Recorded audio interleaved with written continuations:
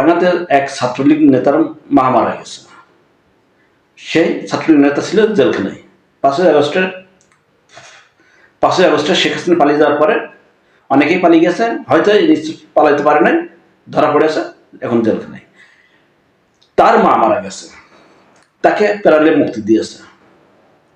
এখন 5-7 জন পুলিশ তাকে নিয়ে এসেছে, নিয়ে এসে তার জানাজা, তার খাটিয়ার ধরা, তার হাত কড়া করানো।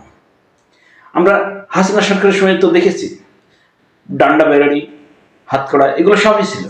তো তখনও যদি থাকে, এখনো যদি একই ব্যবস্থা থাকে, তাহলে ডক্টর ইউনূস সরকার আর হাসিনা সরকারের ভিতরে পার্থক্যটা কি বলেন তো? আপনারা তো 5-7 জন পুলিশ গিয়েছিলেন, আপনারা হাত কড়া খুলে দিতেন তার। সে যদি দৌড়ে মারতো, 2-1টা পালিয়ে যায়, তো আওয়ামী লীগের লোকজন তো কত ক্যান্টনমেন্ট থেকে পালিয়ে গেছে, তাদেরকে ছেড়ে দিয়েছে। এও না হয় পালিয়ে যেত, সমস্যা ছিল কি? ক্যান্টনমেন্ট থেকে তো 700 জন পালাই গিয়ে তাদের ছেড়ে দেওয়া হয়ে গেছে। সমস্যা হয়েছে ওই ছাত্রলীগ নেতা থেকে, তার তো অনেক বড় ক্রিমিনাল ছিল, তাদেরকে তো ছেড়ে দেওয়া হয়।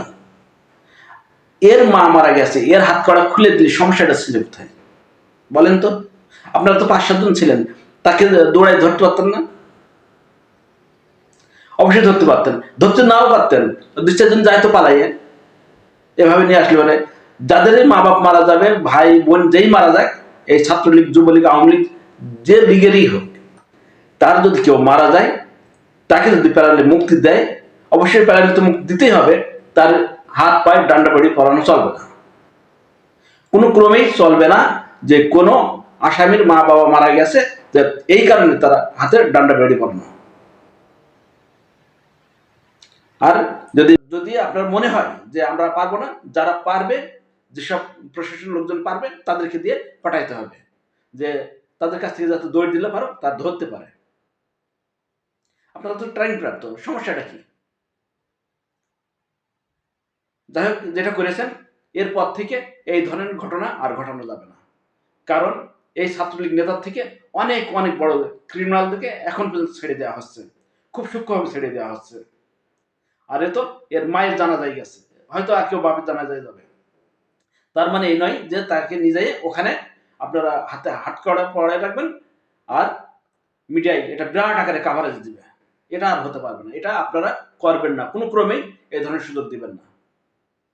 কারণ ছাত্রলীগেরা এরা অনেক বড় অপরাধ করেছে, কিন্তু এর থেকেও বড় অপরাধীদেরকে খুব সুন্দর মতো, মসৃণ মতো এদেশ থেকে চলে যাওয়ার সুযোগ করে দেওয়া হয়েছে, বা সুযোগ করে দেওয়া হচ্ছে। যাই হোক, অনেক কথা বললাম। প্রিয় দর্শক, আমার এই চ্যানেলটি যদি আপনাদের ভালো লেগে থাকে, আপনাদের কাছে রিকোয়েস্ট করি, আমার এই চ্যানেলটি আপনারা অবশ্যই অবশ্যই একটু সাবস্ক্রাইব করবেন, সেই সঙ্গে বেল বাটনটি অন করে দিবেন, এবং সাবস্ক্রাইব করে আমার সঙ্গে থাকবেন। আমার চ্যানেলটা লাইক এবং কমেন্ট করে একটু জানাবেন। আজ যে পর্যন্ত, আল্লাহ হাফিজ।